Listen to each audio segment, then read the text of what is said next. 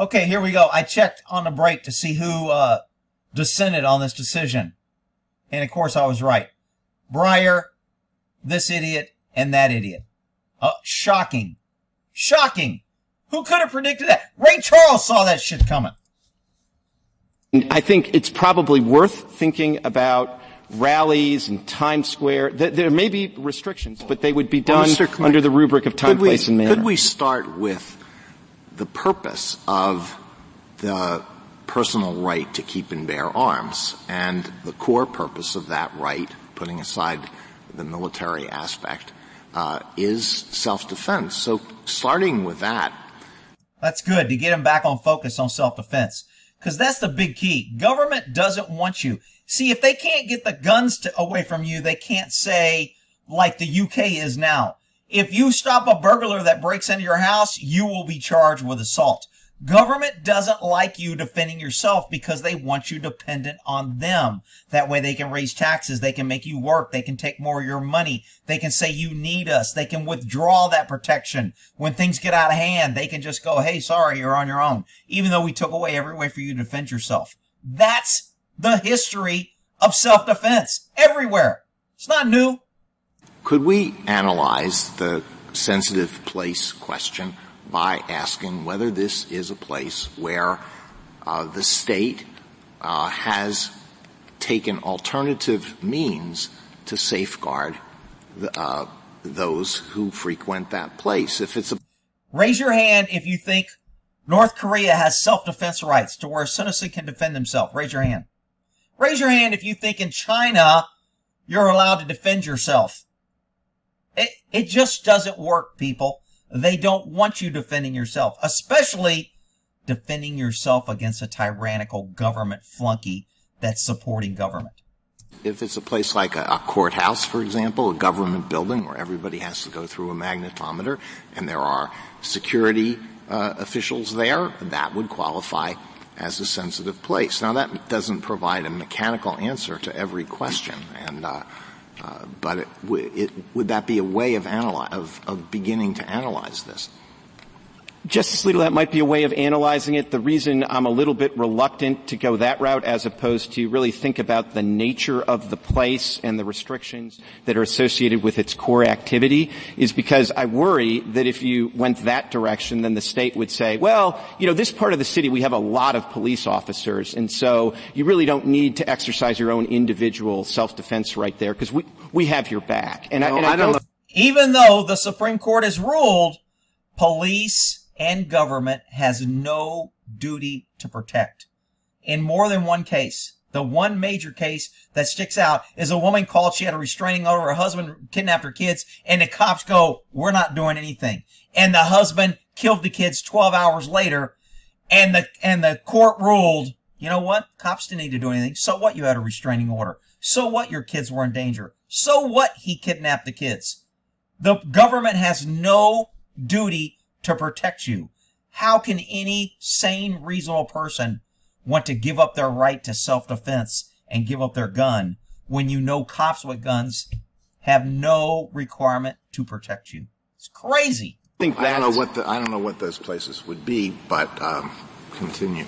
Well, I think my friends would tell you that, you know, the whole city of New York is that way. And I think there are a lot of people in New York, and New York may have a lot of reasons to have regulations that are a little bit different than in upstate New York where my individual petitioners reside. But I don't think that they can take all those people in New York and deny them of their fundamental constitutional rights. How do we do this? Justice Breyer? How?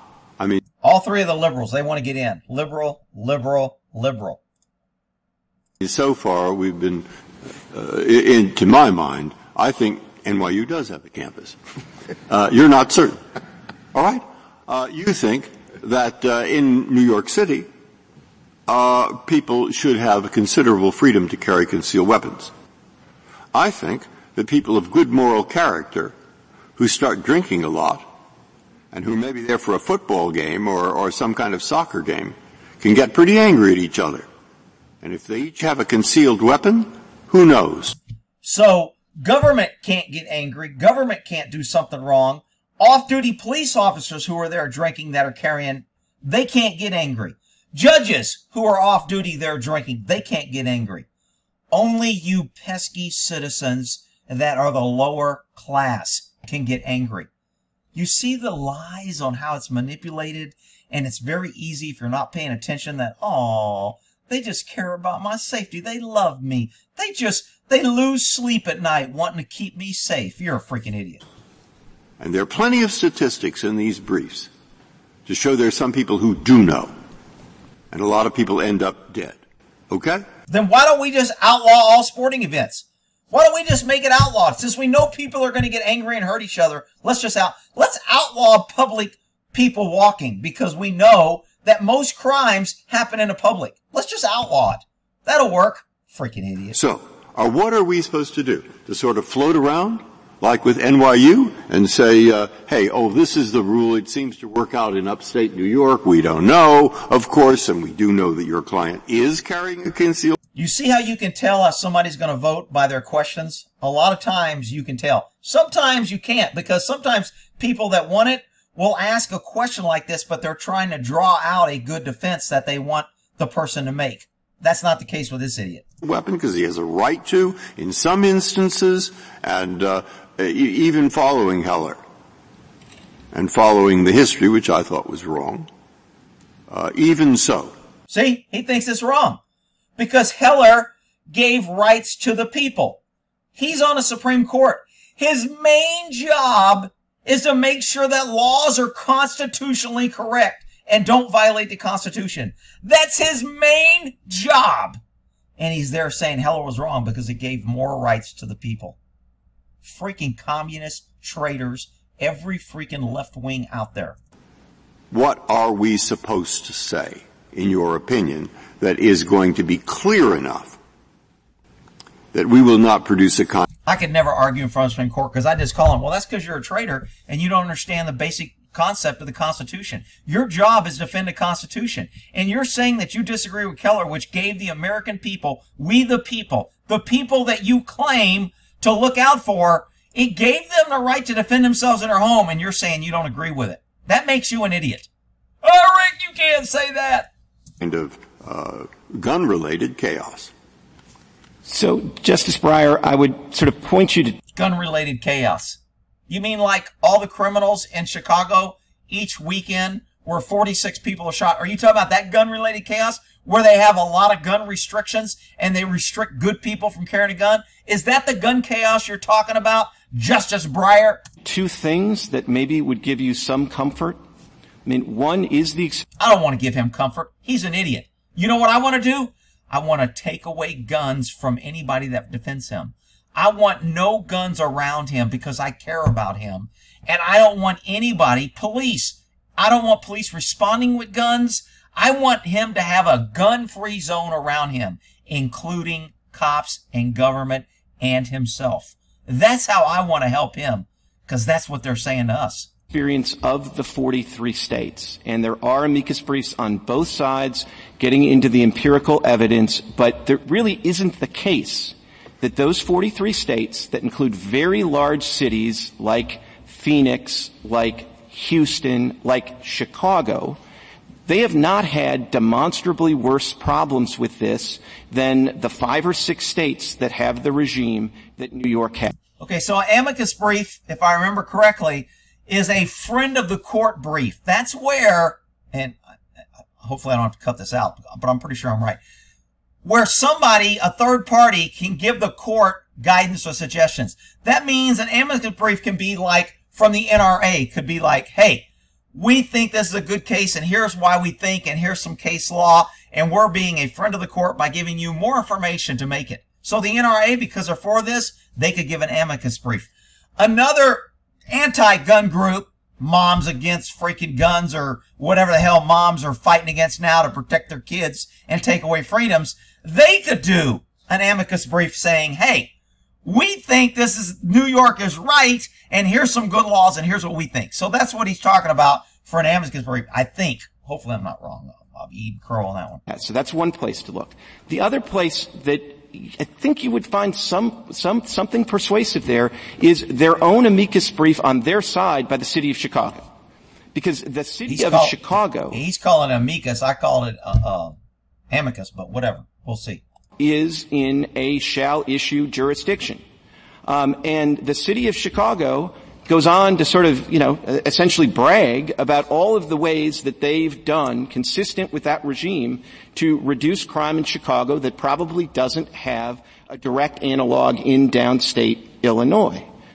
But of course, one of the problems with this case... I mean, most people think that Chicago is like the world's worst city with respect to gun violence, Mr. Clement.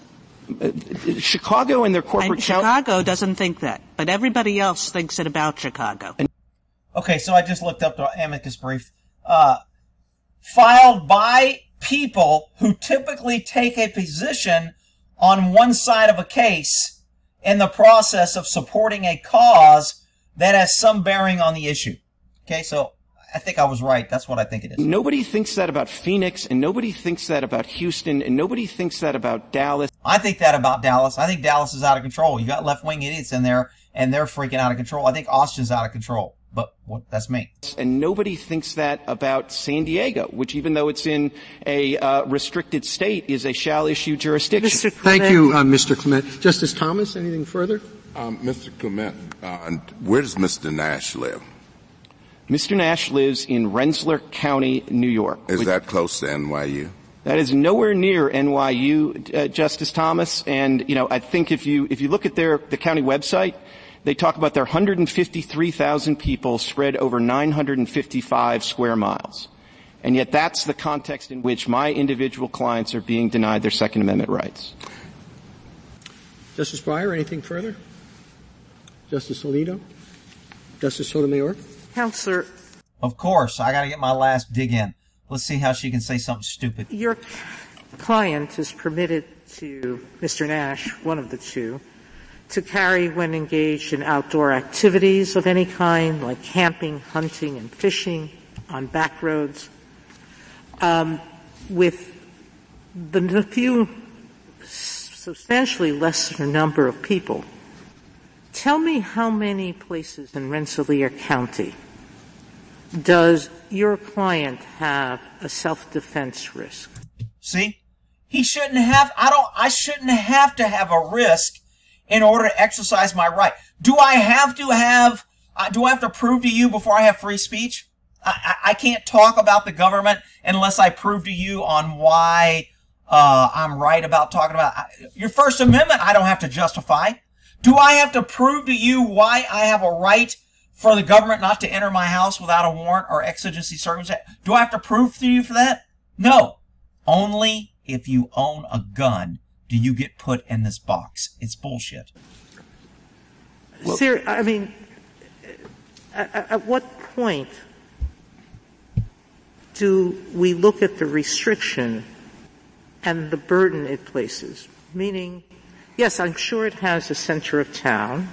I'm sure it may have a shopping center or two. But it's not like he's totally restricted from carrying a gun. See? It's not like he's totally. We just want to restrict it when and where we want to, for any reason we want to, because we're government and you're just a pesky citizen. And it doesn't matter if you get killed when you can't. Remember the woman that testified she left her gun in the car because she couldn't carry it in that state and she didn't want to break the law? And there was a shooting and a robbery in a place and she watched her parents die because she didn't have a gun? Even though she was lawfully authorized to carry it, she couldn't carry it that day because of some restriction.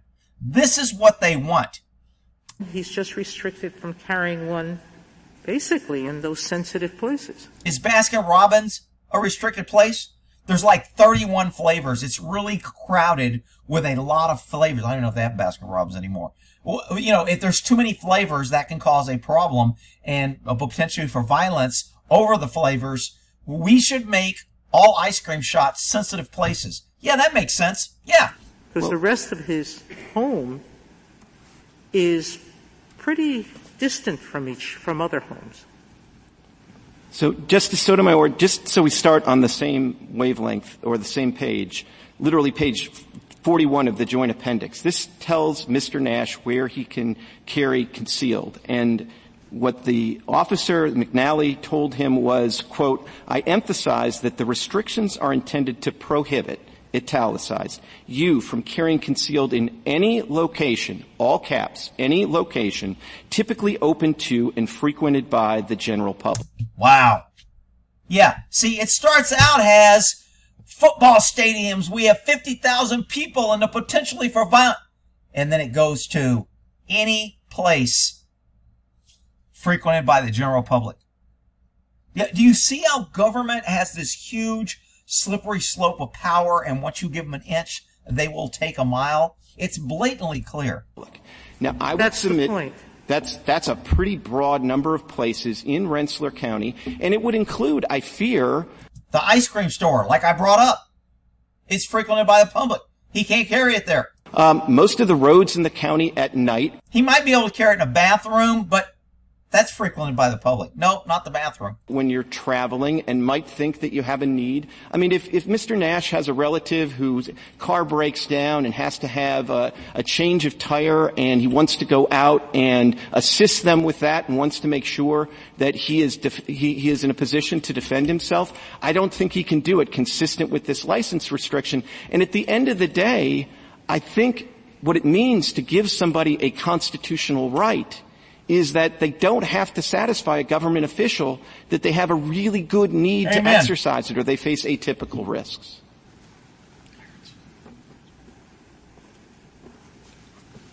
Justice Kagan, anything further? Mr. Clement, you said, I think in passing, that it would be fine if New York banned open carry so long as it allowed concealed carry. Is that correct? I would be okay with that. I don't like it, but I'm okay with it. You just got to cover it up. The problem with that is, and Texas ran into that shit, is you could carry open carry, but if they saw, or you could carry concealed carry and not open carry. So cops were arresting people because they saw an imprint, they called it printing, when the wind blew your shirt, because they could make it out as a gun. Government flunkies, cops in Texas, were arresting you for open carry because they could see the gun and it wasn't concealed. That's the problem with these seemingly reasonable, common sense gun laws. Certainly that's consistent with the relief we're looking for. We're looking for some outlet to exercise our constitutional right to carry firearms outside the home. How is it consistent with the history? I mean, the history seems very clear to me that it's sort of like the exact opposite of how we think about it now. How about the history of shall not be infringed? How about that history? No, we don't want to talk about that history. That's old. That's outdated. In other words, that there are lots of places that wanted people to display their arms as a matter of transparency, and what they prohibited was the concealed carry. So I'm thinking, like, if you look to the history, you end up with a completely different set of rules from the ones that you're suggesting on such different, to use your term, wavelengths. Mr. Clement, the question is how to use history. And, where do you look? How far do you look? Do you look to the 1920s? So one question is how far up to an exact analog, because we realize that the world has changed and regulatory schemes are very different because regulatory interests are very different. See, they will always use different reasons to get around. Times have changed. Weapons have changed. Population has changed. Well, the population has changed because we're letting 250,000 people each month that we know about in one state cross the border illegally. Yeah, maybe the population has changed. Well, that's why we need to get gun control, Rick. I don't know how you can't understand that. If we tried to copy history, we would find ourselves in a world in which the only thing that a state could do is tell people, you can't carry it concealed. You have to carry it open. So, Justice Kagan, let me give you an example of how I think the court should use history in this context. And I'll go exactly to the Georgia statute that was at issue in none that analyzed that, reversed, vacated the indictment of somebody under the statute because the statute didn't specify and they didn't think that person had carried concealed. But when they looked at it, they interpreted it in light of the context at the time, and they thought, boy, it is not consistent with the Second Amendment that that court actually thought directly applied to the state, which is interesting. But they said that's not consistent with the Second Amendment to prohibit any means for carrying. Then, consistent with kind of the norms of the time, kind of almost as like a severability holding, dare I say it, they said, well, all right, the open carry, that's allowed. I mean, rather, that's we're going to say that to the extent this statute prohibits open carry, that's unconstitutional, but to the extent that it prohibits concealed carry, that's constitutional. Now, the fundamental problem with the law that carries over as a direct analogy is it gave no outlet to exercise the constitutional right to carry for self-defense. The norms of the time had a favoring for open carry over concealed. I will grant you that the norms of the time have flipped, and certainly in New York, based on the rest of their licensing regime, I assume that they would prefer that my clients carry concealed rather than openly. But I think that's the way you can use the history, and you can use it with some contextual sensitivity, but that was one of the laws that the kind of regulation that was allowed in the home and the kind of regulation that was allowed in public places? Because it seems to me that the history, and Justice Sotomayor developed it at some length, but the history is replete with that distinction. And indeed, Heller recognizes that. Heller recognizes that the home is a very special place. Why is a home a special place to where I can defend myself? Why should I be able to only defend myself in my home? But when I go out in public, where the threats, where I have no control of what comes around, I should be disarmed. It's just ridiculous. Because, for similar reasons for the Fourth Amendment, but also because the need for self-defense is so much greater there. So I think in terms of, I'm not going to tell you that the context doesn't matter at all. I mean, take sensitive places law, right? They don't really affect the keep right the way that they affect the carry right, unless you try to say the entirety of Manhattan is a sensitive place, and then they might affect both. But in general, the analysis is going to be slightly different. But I would say that, I don't think those differences are material here. I think if the district, instead of just banning handguns inside the home, had adapted a permitting regime that required district residents to show that they had an atypical need to possess a handgun inside the home, I'm not sure anything in Heller would have been different, because it's just inconsistent with a constitutional right to either ban the exercise of it or say that it's a privilege that you can only exercise if you... That's the key. Government doesn't like rights, they want privileges. It used to be a right to move freely. You could drive. Government now tells you it's a privilege to drive. Government wants everything a privilege so they can be exempt and have the privilege, and they can decide whether or not you're worthy to have the privilege. That's a big key. Show that you are atypical from the rest of the people who are equally protected by the constitutional right. Thank you. Mr. Clement, are you able to hear me? Loud and clear.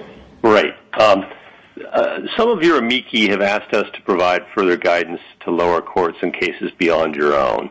And so putting aside your case for the moment, they pointed out that some lower courts have refused to apply the history test, for example, and said they will not extend Heller outside the home until this court does. Other courts have applied intermediate scrutiny and variations of that. Some have suggested that strict scrutiny would be appropriate to treat this right comparably to other rights under our modern tiers of scrutiny. I'd just be curious what views you have about all that. Thank you, Justice Gorsuch. I think we would start with the idea. This is what's called a softball question, to let him make a point that he thinks he's going to make because he supports this. The text, history, and tradition is an appropriate way to deal with this right. That's what the court said in Heller. I think this court would allow the court to make clear that the same analysis applies outside of the home. And I think this case, like Heller, is such an outlier that the court wouldn't have to say too much more unless it wanted to. I think if it wanted to, though, it would already, I think, go a long way to correcting some of the mistakes in the lower court, to say that text, history, and tradition is the test, not part of the test, but the test inside and outside the home. And if this court prefers to go the level of scrutiny route, I would simply say two things. One, we would prefer strict scrutiny as being consistent with a fundamental constitutional right. But even if it's going to be intermediate scrutiny, probably the single most important thing to remind the lower courts is that intermediate scrutiny requires narrow tailoring. And a law like this that takes a person who has no proclivity whatsoever, unlike the surety laws, to misuse firearms, and says you simply can't carry them for self-defense anywhere frequented by the public because you haven't demonstrated an atypical need, I mean, that's about as untailored a law as I can imagine. So I think if you did one of those two things, either make clear... This is really a no-brainer case. I mean, I can't even imagine if they would have reached a different decision. But it's funny. There are three liberal left wings that could not look at this case and rule in favor of a citizen having a right to protect himself. That's sad. That it's text, history, and tradition outside the home as well as inside, or made clear that narrow tailoring is an integral component of the test, that would go a long way to clearing up some of the confusion in the lower courts. And I know you've had a substantial debate with your friends on the other side about the Statute of Northampton. We haven't heard about that today, and I just wanted to give you a chance. Thank you, Justice Gorsuch. I'd say just a couple of quick things about the Statute of Northampton. First of all, I think that it was very clear from the Knights case and the treatises that this court relied on in Heller that by the time of the framing of the English Bill of Rights, that was not a general prohibition on carrying outside the home, but was a prohibition on either carrying unusual and dangerous weapons or using common weapons in a way that terrorized the public. And so I don't think that that supports the other side's position here. And the second thing I would say is that probably the single most obvious point about the history is there just are no reported cases on this side of the Atlantic, not in actual reporters, not in newspaper reports about crimes of the day, that show anybody being prosecuted for a violation of the Northampton crime simply by carrying common firearms for self-defense. And the one U.S. early court that dealt with this, the common law equivalent of the statute, was State against Huntley in North Carolina, which was an opinion that was cited favorably in the majority opinion in Heller. And that case went out of its way to say that simply carrying firearms per se is not an offense. It's the intent to terrorize the people that is prohibited by Northampton. Thank you. Justice Kavanaugh? Mr. Clement, I have several questions. First, I want to make sure I understand your main problem here with this permitting regime, as I understand it, is the discretion that's involved with the permitting officials, and your point that that's just not how we do constitutional rights, where we allow basic blanket discretion to grant or deny something for all sorts of reasons.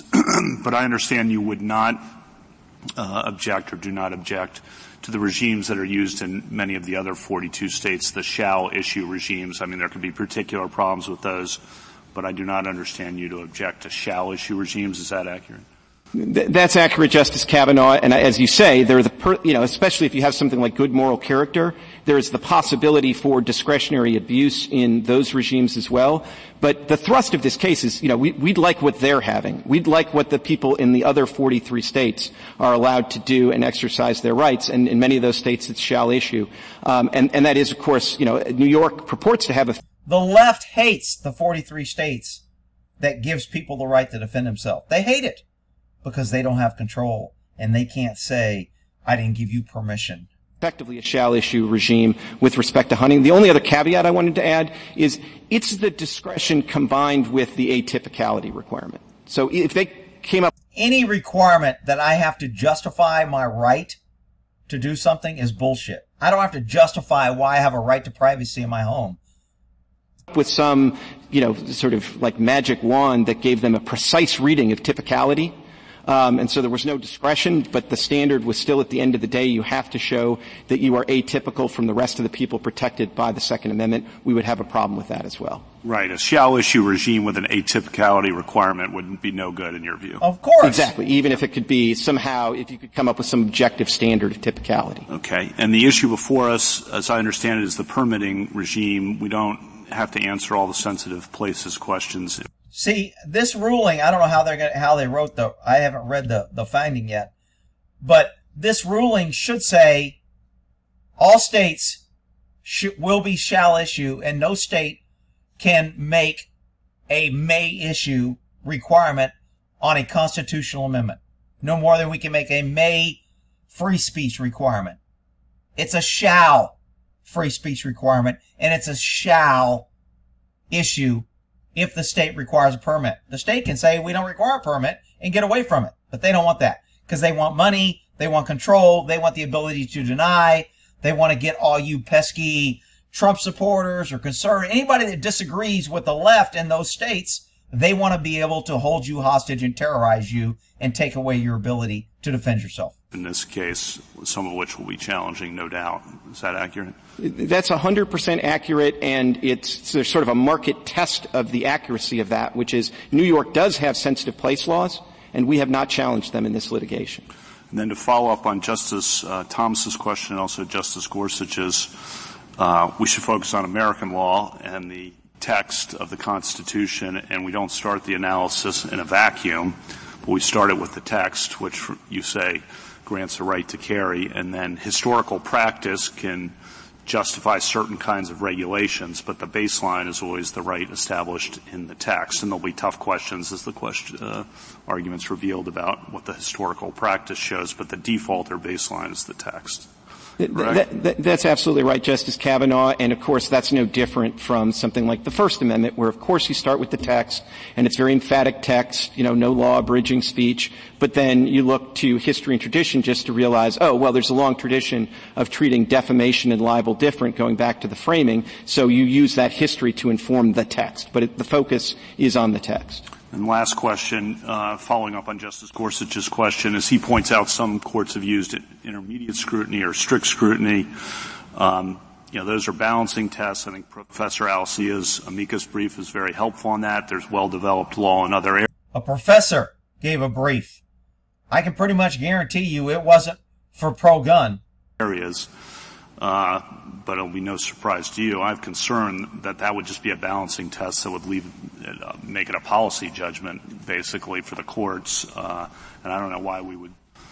You say you'd be okay with that, but I'm not sure why we would smuggle all that into here, and then it would just be a policy judgment that would be unanchored from the historical practice.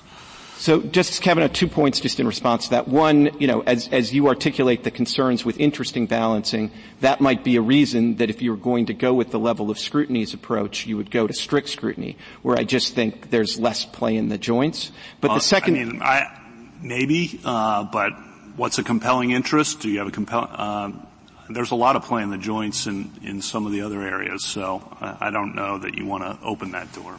And the second point I was going to make, though, Justice Kavanaugh, which is maybe more consonant with the thrust of the question, is, whatever was the case in Heller, where I sort of read the majority opinion as actually already rejecting interesting balancing, but whatever was the case in Heller, we now have this 13 years of experience with lower courts applying the test. And in our view, they've made a muddle of it, and it's probably the experience of the last 13 years is probably a very good reason to prefer a text, history, and tradition approach to this area of the law. Thank you. Justice Barrett? Mr. Clement, I have one question. So a couple times, in response to my question about Times Square and New Year's Eve, and then just now as well to Justice Kavanaugh, you made reference to the First Amendment. And obviously, a lot of the questions that have been asked have been focused on how can the state fairly regulate? Fairly regulate. Anytime the government starts regulating, there's issues. Because it's not going to be fair. It's going to be arbitrary. It's going to be what political party. It's going to be punitive. It's going to be causing a fee and training and put undue pressures on we, the people. It's bullshit. Everybody agrees there have to be some regulations, and it might not be the case that we can always find exact historical analogs. So returning to the First Amendment, in response to me, you said, well, that might be analogous to a time, place, and manner restriction. So do you think the First Amendment and the, edifices that we have structured around it would be a helpful place to look? Is that what you're suggesting? Well, I'm suggesting that there is a lot of useful teaching in the First Amendment. I'm not sure I'm suggesting you should just take sort of doctrines lock, stock, and barrel from the First Amendment. But, going back, well over 100 years to like Robertson, when the court was just talking in dictum about the First and the Second Amendment, it drew the analogy between allowing some restrictions on the Second Amendment and, in the First Amendment context, the First Amendment being consistent with libel and defamation. As I suggested to the Chief Justice, I think the way you think about a non-public forum and why that's different from First Amendment purposes from a park, I think could be useful in some of these contexts. If you focus on the nature of the location, you might say this is inappropriate for weapons, but in the same way as in the First Amendment, you just don't get to say, well, we're going to make it a non-public forum by saying no First Amendment activity there. You can't just take a location and say we're going to make this a sensitive place by saying no Second Amendment activity there. So those kind of analogies, and lastly, the analogy being you look at a law that says no concealed carry in a particular place on one night of the year quite differently from a law like this that says there's really no way for a typical New Yorker to conceal carry anywhere that the general public is allowed to go. Those under the First Amendment, those are radically different laws, and I think under the Second Amendment, those are radically different laws. Thank you. Thank you, counsel. The court. For centuries, English and American law have imposed limits on carrying firearms. Okay, so this is a woman arguing against guns. This should be good. I should get a lot of idiot comments out of this one. In public, in the interest of public safety. Public safety. Remember, anytime you hear government using public safety, national security, it's for the children. They are seizing rights and taking away fundamental rights from the public. You should always be nervous when you hear that phrase and say there's more to this, because it's a catchphrase for government to grab power. The history runs from the 14th century Statute of Northampton, which prohibited carrying arms in fairs and markets and other public gathering places, to similar laws adopted. And they were wrong then. I don't care if it's history or not. They were wrong then. Tyrannical governments will always find a way to restrict freedoms. Doesn't mean because it's history or because we've done it that way, it's good.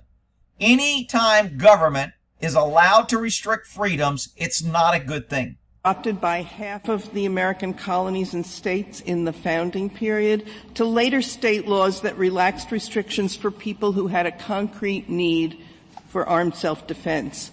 Starting as early as the early 1800s, states began taking different approaches to regulating firearm carrying in public. Some states provided that a person who carried firearms in public without reasonable cause could be arrested and required to post a bond. Right. Government control, government power. Government loves laws like that. Other states made it a misdemeanor to carry a handgun without reasonable grounds to fear an attack. Other states. Who gets to decide what reasonable grounds to fear an attack? And why do I have to be in fear in order to carry a gun? I don't have fear because I carry a gun. And territories banned carrying handguns in towns and cities altogether, or restricted it to situations of. This started back in Dodge City. Some freaking left wing didn't want guns in a city. Immediate threat. And in the early 1900s, many states made good cause a requirement for a license to. What's a good cause? Who gets to decide? Why does government get to decide what a good cause is? Carry a concealed handgun, while also prohibiting, in some cases, the open carrying of handguns. In total, from the founding era through the 20th century, at least 20 New York's law fits well within carry a handgun for self-defense. New York is not an outlier in the extent to which the state restricts the ability to carry. I can't believe she can even say that in a straight face. She ought to be charged with perjury right there for lying. New York is not an outlier when it comes to guns? Are you kidding me? Firearms in public, and it's not an outlier in asking a license applicant to show good cause for a carry license. And if the court finds the history ambiguous, it should review the law under intermediate scrutiny. You say, I think, that states like New York have high-density areas. And the implicit in that is that the more rural an area is, the more unnecessary a strict rule is. So when you suggest that, how rural does the area have to be before your restrictions shouldn't apply? Well, I think the way the New York statute works is consistent with a reasonable rule, which is... See, liberals always think they're reasonable. They don't even know what reasonable is. They don't have common sense to know what reasonable is, but they think they're reasonable. Is that there's not a cutoff, there's not a number at which things change, but that licenses, unrestricted licenses, are much more readily available in less densely populated upstate counties than they are in dense metropolitan areas. And that is a virtue of the system of having licenses handled by licensing officers who are part of the local community. Licensing officers. Who do you think gets that job? Who do you think the government's going to hire? You think the government's going to hire somebody like me to give out license, or they're going to hire some left-wing, never fired a gun, scared of his own shadow, who believes that guns are dangerous, guns are assault weapons, guns just jump up and shoot people, and gun violence is a real thing? That's who they're going to hire. Freaking ridiculous. And who take... And why should I have to give up my gun to go pick up my kid at school?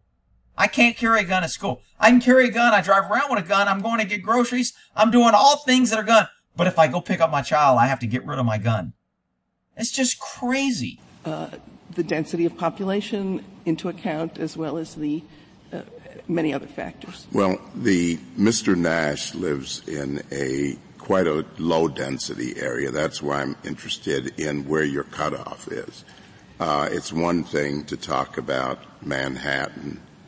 Area he lives in Rensselaer County, which is not that far from Albany, and it contains the city of Troy and a university and a downtown shopping district, but it also contains substantial rural areas. And that is precisely what the licensing officer here was taking into account when he made the differentiation between, don't take it to the shopping mall, don't take it downtown, but you can take it in the... Wow, licensing officer gets to do all that. I'm a flunky that works for the government, and I get to tell all you pesky citizens where you can carry a gun. Jeez. Sort of backcountry areas.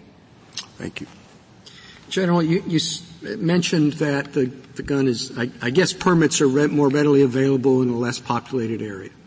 Unrestricted permits. Unrestricted permits are more readily available in less populated areas, yes. Now, I would think that arises in more populated areas. If you're out in the woods, it's pretty unlikely that you're going to run into someone who's going to rob you on the street. On the other hand, there are places in a densely populated city where it's more likely that that's where you're going to need a gun for self-defense. And, however many policemen are assigned, there are high crime areas. And it seems to me that what you're saying is that's probably I guarantee you there's some freaking woman left wing on the court that's going to tell him, you use the term policeman, and we have police woman now, and that's an inappropriate pronoun, and whatever. On the other hand, there are places in a densely populated city where it's more likely that that's where you're going to need a gun for self-defense. And why is it any government business on why do they have to decide where it's more likely or less likely? Why don't they just stay the hell out of it and follow the Constitution that says it shall not be infringed and leave people alone? Why can't we do that? Well, Rick, then people might figure out they don't need government. Government's useless. We don't need all these cops writing tickets, fining, and arresting people for stupid shit like scratching their head in no head-scratching zone. Maybe people will figure that out if we let them have guns. However many policemen are assigned, there are high crime areas. And it seems to me that what you're saying is that's probably the last place that someone's going to get a permit to carry a gun. How is that regardless of what we think of the policy of that, how is that consistent with Heller's reasoning that the reason the Second Amendment applies a direct personal right is for self-defense? Well, I'll say a couple of things about that. One, if you go right to history and tradition, the history was to regulate most strenuously in densely populated places. That's what fairs and markets are. So we have history. But we also have a rationale for that history, which is that where there is dense population, there is also the deterrent of lots of people, and there is the availability of law enforcement. Availability of law enforcement that the Supreme Court ruled has no duty to protect you. I mean, once that ruling came out, it's just freaking crazy that anybody would believe anything is going on. Hang on, I got to take the call. Okay, here we go, continuing. In England, the idea was that it was the king's peace, and it was in fact an insult to the king for people to take things into their own hands. Well, but that's not... We're not kings. And I don't care if it's an insult to you. Freaking ridiculous. Insult to the king. Not always true. It depends, obviously, in the jurisdiction and all that, but simply because a place is, well, it's paradoxical that you say a place is a high crime area, but don't worry about it because there are a lot of police around. Well, and the other thing is that these regulations are all an effort to accommodate the right, to recognize and respect the right of self-defense while regulating it to protect the public safety. Protect the public safety, like the 19 government-paid cops with guns and bulletproof vests that let 19 kids die? Is that the type of public service? The Supreme Court, you guys ruled that cops have no duty to protect anyone. Is that the public safety you're talking about? And in areas where people are packed densely together, as the questioning that just happened displays, the risks of harm from people who are packed shoulder to shoulder, all having guns, are much more acute than they are. Oh, sure, and I can understand, for example, a regulation that says you can't carry... Justices just cut these lawyers off. Lawyers hate that. They think they're so important and you can't cut me off. I love it when these justices cut these damn lawyers off, especially this idiot. Into, giant stadium, just because a lot of things are going on there and it may not be safe to have, for people to have None guns. of these people in government care about safety. They like to talk about safety. They like to tell you they care. They're only concerned about their own safety. On the other hand, if the purpose of the Second Amendment is to allow people to protect themselves, that's implicated when you're in a high crime area. It's not implicated when you're out in the woods. Well, I think it is implicated when you're out in the woods. It's just a different set of problems. I mean, you're deserted there, and and law enforcement is not available to come to your aid if something does happen. Wait a minute, law enforcement doesn't have to come to your aid. Why isn't any of these justices bringing up that law enforcement has no duty to protect? Things take place in the forest. If we how many do you think? I don't know, but I will tell you that our licensing officer told us that rapes and robberies happen on the deserted bike paths, and that he has some concern about that. So, I mean, I take your point that there is a different risk in the city, but there is also a different public safety. Key phrase for stealing freedoms, public safety, national security. It's for the children.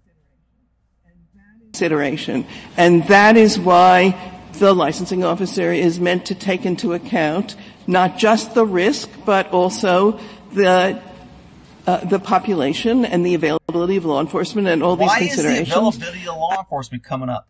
Cops have no duty to act, no duty to protect. Cops can sit there and watch kids get shot and do nothing, and they are not liable because they have no obligation or duty to protect any of you pesky citizens. I won't say that the risk, I think it's not correct to characterize the risk as atypical.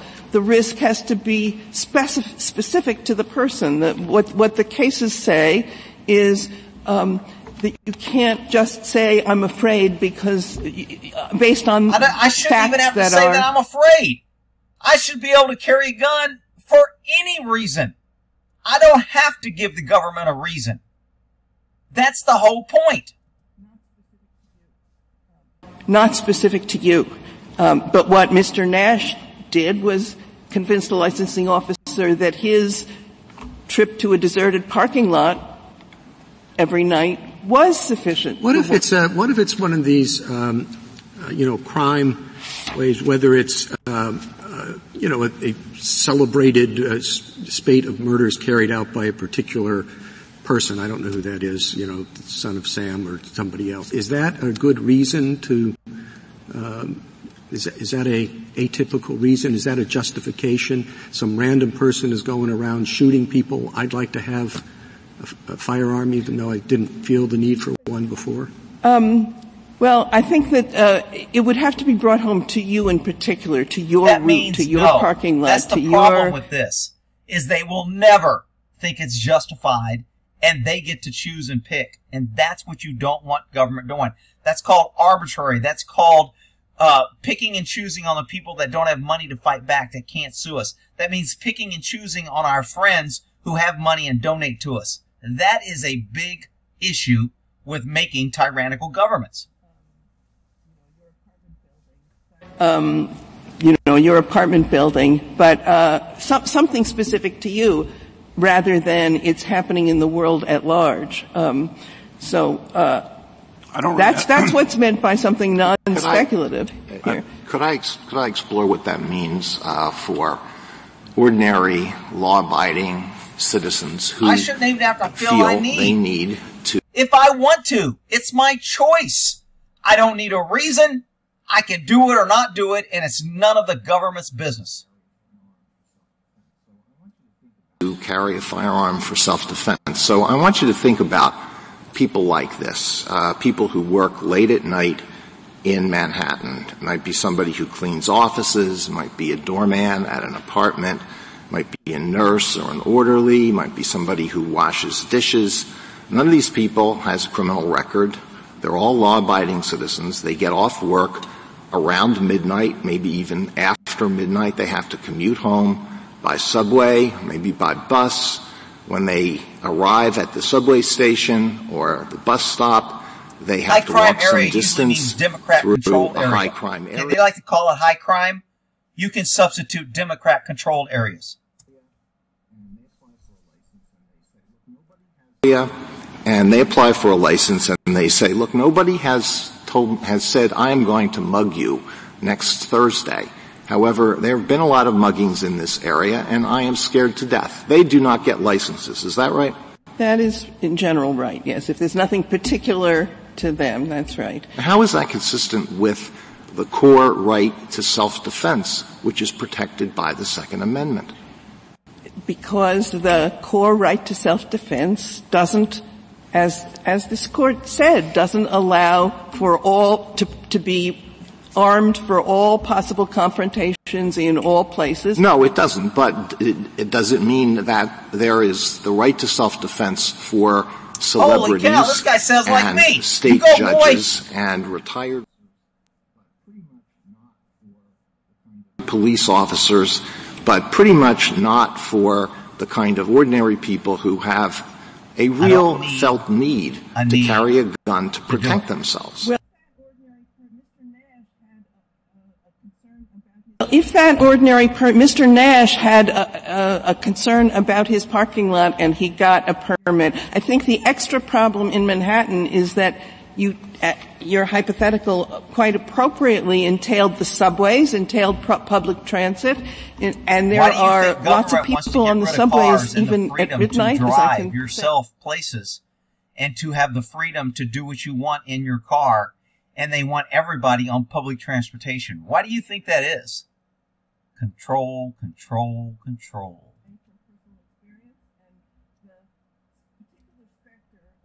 From personal experience, and the particular specter of a lot of armed people in an enclosed space. There are a lot of armed people on the streets of New York and in the subways late at night right now, aren't there? I don't know that there are a lot of armed people. No? Oh, they don't count. They're illegal. We're only guns, talking yeah. about the legal citizens that follow the laws. We're not talking about the criminals that ignore the laws, judges. Come on, stay on point. We want to restrict the law-abiding citizens that did nothing wrong.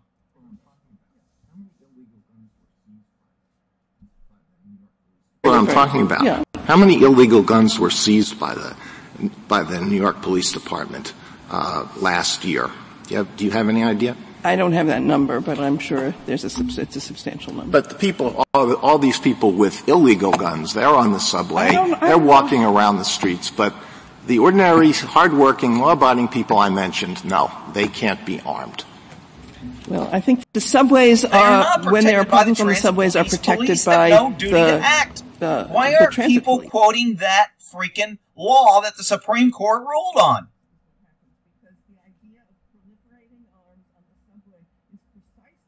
Is what happens, because the idea of proliferating arms on the subway is precisely, I think, what terrifies a great to many me, people. the only people terrified to ride the subway now is the ones that can't carry a gun because all the criminals have guns. You freaking ignorant Barbara, you ignorant slut.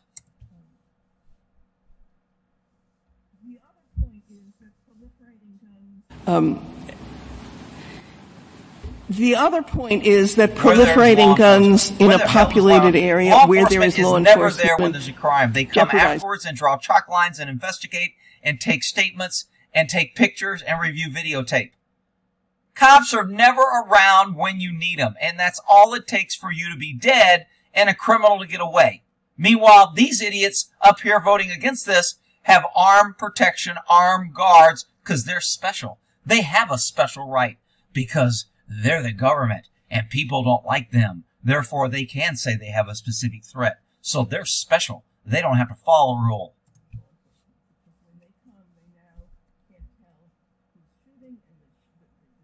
This is law enforcement, because when they come, they now can't tell who's shooting, and the shooting proliferates and accelerates, and in the end, that's why there's a substantial law enforcement interest in so law enforcement wants to be the only one with guns and be able to defend themselves and carry their guns everywhere, but pesky citizens should not have that right.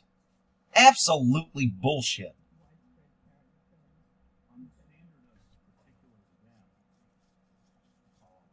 Widespread carrying of guns. On the standard of particular to them, just to follow up on the other questions, why isn't it good enough to say I live in a violent area?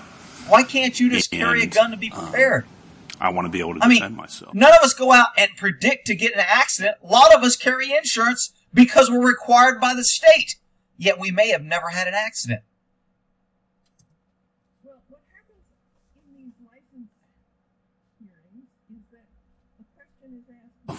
Well, what happens in these license you don't know what happens in these areas. A question is asked, what exactly do you mean? Because the statistics. And you it would depends be on how correct. large an area you describe. Area. You could all say I New live York in a City. violent area, and that could be all of New York City. And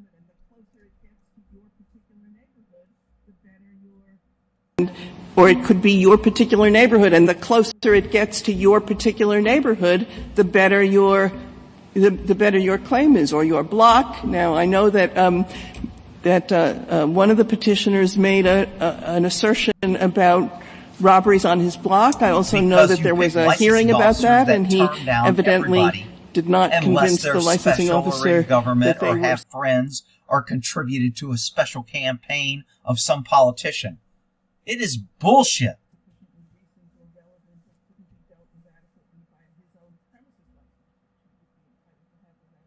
Sufficiently recent or relevant or couldn't be dealt with adequately by his own premises license, which he would be entitled to have without any justification or proper cause at all. Shit. So what I know happens is that those claims are examined by a licensing officer. So now this gets to your think about to this. questions about discretion and whether that's effectively that has turned handled. Down thousands of concealed permit requests. It took over a year to get to the Supreme Court It passed numerous other courts that sided with him, and has taken this case, the Supreme Court, to say he was wrong.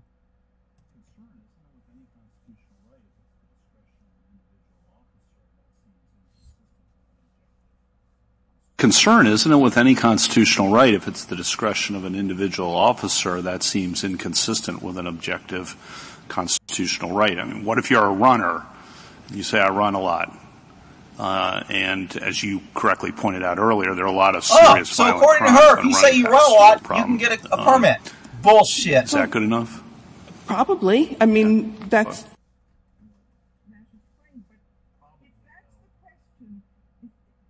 That's the counterpart to Nash's claim. But probably, if that's the question, that is not the way this case was tried. That's not the way this claim was framed. And if the question is, does the system actually operate in the way that we're describing, then this case should be how we're arguing remanded for a hearing to determine whether it does.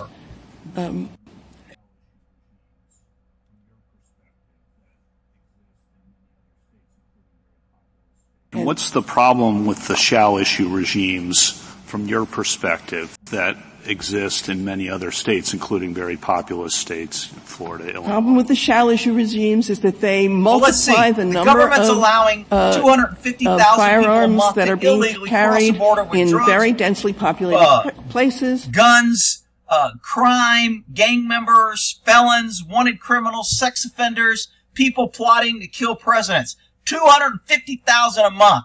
How long before the left-wing government says the entire country is too populated for anybody to have a gun?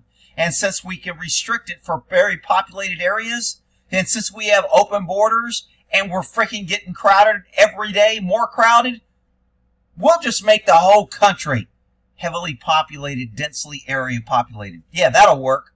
That's where they're going, people.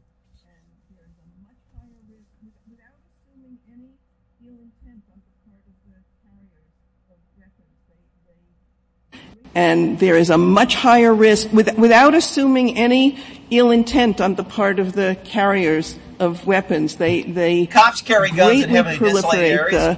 Cops walk into mistakes will be made, sporting events. Cops walk into places but that happen in those states? Parades, Times Square on New Year's Eve.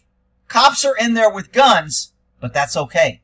That doesn't count. It's only you ignorant, pesky citizens that we as government, the smart people, need to infringe on your rights.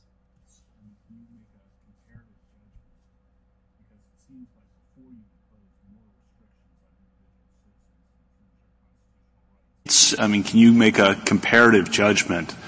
Because it seems like before you impose more restrictions on individual citizens and infringe their constitutional rights based on this theory, you should have to show, well, in those other states that have shall issue regimes, actually there is a lot